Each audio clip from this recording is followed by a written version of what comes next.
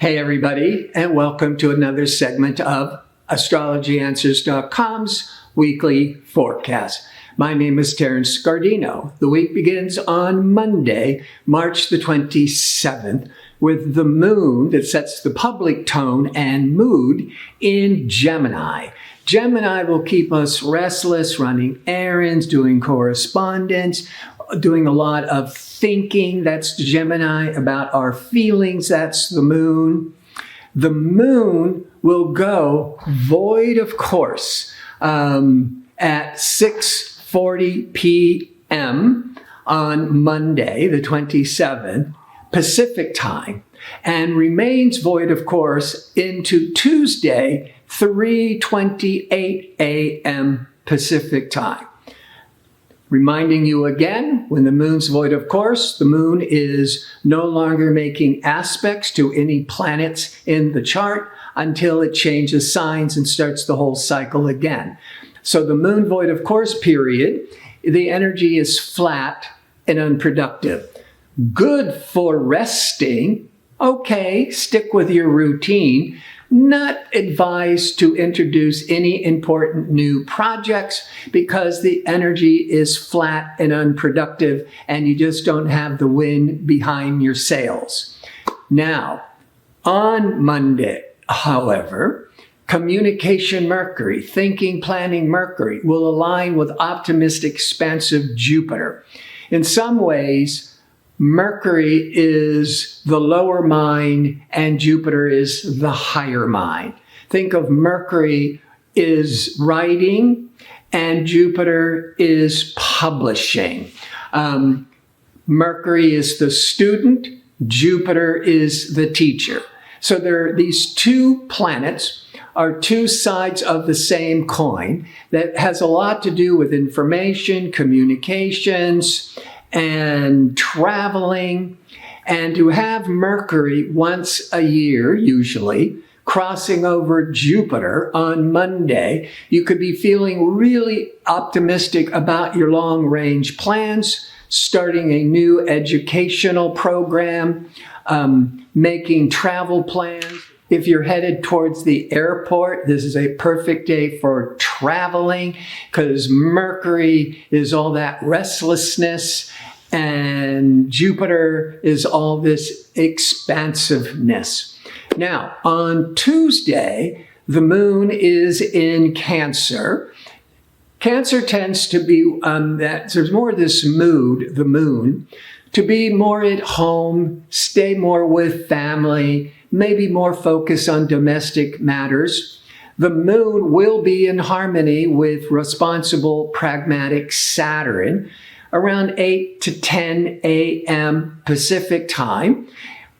It's a good time to, as you're starting the early end of the week, to be prepared, to be organized, get into your really steady routine. On Wednesday, the moon continues in Cancer, but it's going to be triggering a few planets, all positive. Mid-morning Pacific time, the moon will be in harmony, called a sextile, to pleasure-seeking Venus.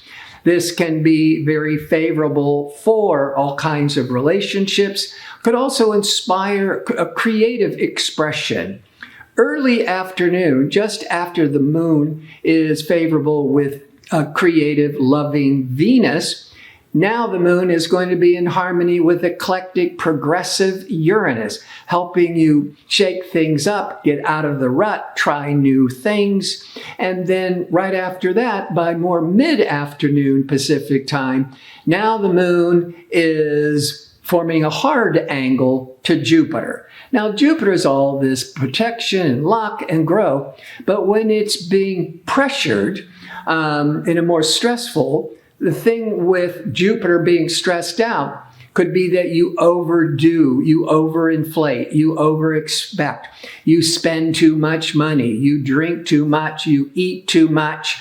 But because it's still Jupiter, you're thinking, you're having a really great time. You just could regret it later that you spent too much, overindulged too much later. On Thursday, the 30th, the moon continues in Cancer, but will be void, of course, that flat energy again, from 6:46 a.m. Pacific time until 3:32 p.m., at which point it leaves void, of course, and the moon goes into fiery, dynamic Leo. Leo is much more outgoing, extroverted energy, where the moon in Cancer was more reflective, stay-at-home type of energies. But this is a significant day. Assertive, ambitious Mars will be in harmony with stabilizing, responsible Saturn. This might happen a couple of times a year, but that Mars to Saturn can really accomplish a lot of your goals, because the Mars is all that goal-oriented ambition, drive. In harmony with Saturn, it just keeps you focused and disciplined until you reach your goals. While all that is happening, Venus, creative Venus, social Venus, aligns with Uranus once a year. Venus-Uranus can awaken exciting, new, creative ideas. Socially, there could be an unexpected infatuation. Uranus is often focuses on more organizations and group activities. So you could be joining one. You could be being with a group of people, getting involved with an organization and really enjoying yourself. Now, on Friday, as the moon continues in fiery Leo, great for the weekend, the moon will be in harmony with the sun in fiery Aries.